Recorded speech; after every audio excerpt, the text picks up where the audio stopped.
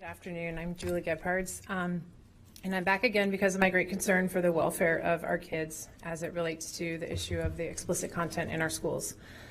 My heart breaks today because currently the flowery-covered book Felix Ever After is checked out by a Potter Elementary student. This book contains 66 F-bombs. It takes 1 to 2 to elevate a movie to an R-rated movie, and this is checked out currently by a student, I don't know, 8, 9, 10 years old, who knows. Also, I quote from the book, "I can feel him, feel his heart-on, which both scares the shit out of me and sends a thrill through me as I press against him, tugging on his shirt. Oh my effing God." There's more, but I'll leave that out. It's been a bit of a journey through the last 9 months or so with me coming to these meetings. First, the outrage of the bluest eye with the pedophile describing his encounters with little girls. Then the discovery of so many more books, the count increases daily. I've read 2 portions of books that attempt to normalize oral sex between children, as in Lawn Boy. I've shown you images from graphic novels, including masturbation and boys peeing on each other from the book titled Blankets. The casual nature of all sorts of encounters, sexual, drugs, alcohol, they're on our shelves by the thousands.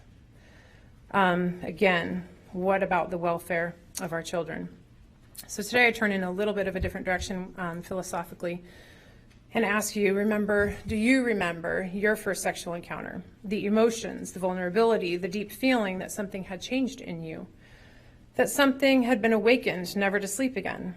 For some of us, that experience was unwelcome. It wasn't our decision, and we knew that something was horribly wrong with what had happened to us. We had an innate sense that we had been violated.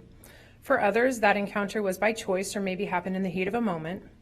Some regretted that choice for various reasons, and some felt deep guilt and shame. However, some others didn't feel guilt and shame, probably because they were mature enough to make that decision. And I'm sure that we can all agree that whatever our first encounter entailed, it carried with it a different kind of weight that other decisions don't carry. It's not the same as choosing a toothpaste brand, what color shirt to wear. It's much weightier than that, and oftentimes carries baggage with for the rest of our lives, impacting intimate relationships forever. Most of these books don't in any way convey this gravity or anything beautiful about the nature of sex. They steal away something beautiful, like a child's innocence. Not like masturbating with a hot dog, not like depictions of drugged young teens or doggy style with a Ziploc, or on a teacher's desk, or with a cow. The books in our library shelves cheapen, degrade, and minimize the impact of sexual encounters. They objectify people, and mostly women and children, blurring all lines of propriety. I'm asking for you to do what you can in your realm in the schools to stop this for the welfare of our kids. Good afternoon. My name is Gay Jones. I'm a grandparent of a child in Hillsborough County School. Continuing the theme of human trafficking, I would like to explain to you how the school system's inclusion of pornographic materials is contributing to the sexual exploitation of children. Exposing children to sexual content early normalizes sexual behaviors such as pedophilia and commercial sexual exploitation. Behaviors introduced in educational materials should not normalize sexual activity to minors. Just as people are concerned with violence on television, desensitizing to violence, it's the same with sexual content.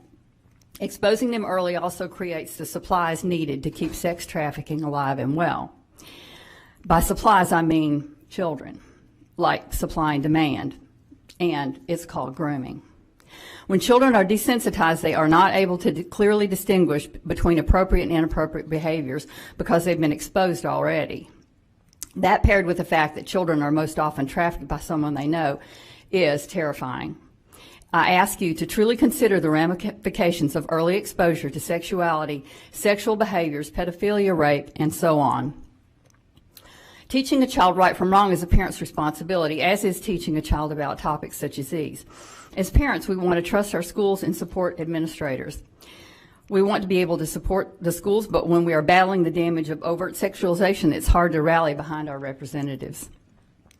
Our school boards and school administrators and parents have worked together for decades because it's necessary for healthy, educated children.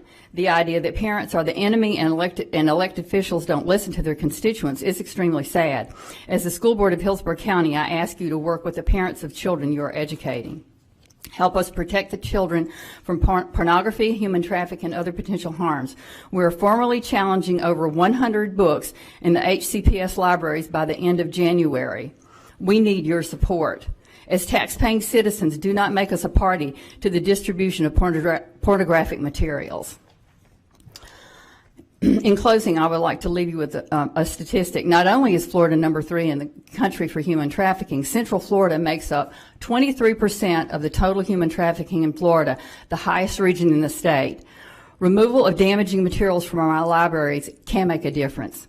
What if you could save even one child if he or she were not exposed? Do you have the authority? If you do, please do it. Thank you. Good afternoon. My name is Jessica Graham. I am a Hillsborough County constituent and vice chair of the Hillsborough County chapter of Moms for Liberty. I want to preface this by providing a graphic content warning. Here are some excerpts from a book called Monday's Not Coming by Tiffany D. Jackson. There are currently 25 available copies of this book throughout Hillsborough County schools. They are there under the guise of educational content.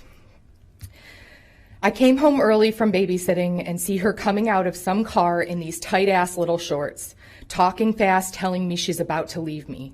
I grabbed her by the neck and started punching her. She wanted to be all big and bad, trying to face me like a grown-ass woman. She gonna get beat like a grown woman. She started screaming, cursing at me, and carrying on. I threw her in the closet for a couple of days. She kept on screaming, begging to be let out, begging for water. Every time she made too much noise, I'd walk in and kick her. Jasper wasn't even my boyfriend, just this dude I did some hacking with once in a while. He was pretty basic, library systems, low security shit. Not in my league at all, but he had a big dick. And sometimes a girl just needs a big dick.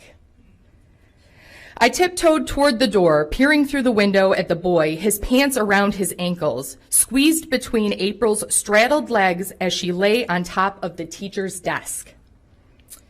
I gripped his arms and flipped him around, pushing him against the wall. His eyes widened, mouth dropping. "Hey, what are you doing?" He chuckled nervously. I took a deep breath before dropping down on my shaking knees, the ground cold. Me and Monday, we did do something. He took a deep breath. She sucked my dick. I didn't really want it to happen. It just kind of did. Her top lip curled up. Wait a minute. Is that what was really going on? She did your homework and you ate her coochie? Is that why you crying? 'Cause Monday's not around to do your homework no more?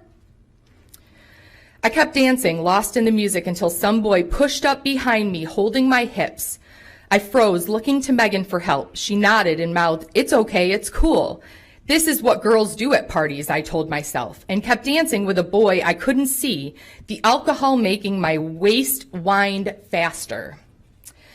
These are only short excerpts from a book that is deemed educationally sound enough to excuse the graphic content. What exactly do you think our kids are learning from this book? Sex in classrooms, alcohol as a student, blowjobs, big dicks. Like, this is what we're teaching our kids in school. This is what our taxpayer dollars are paying for.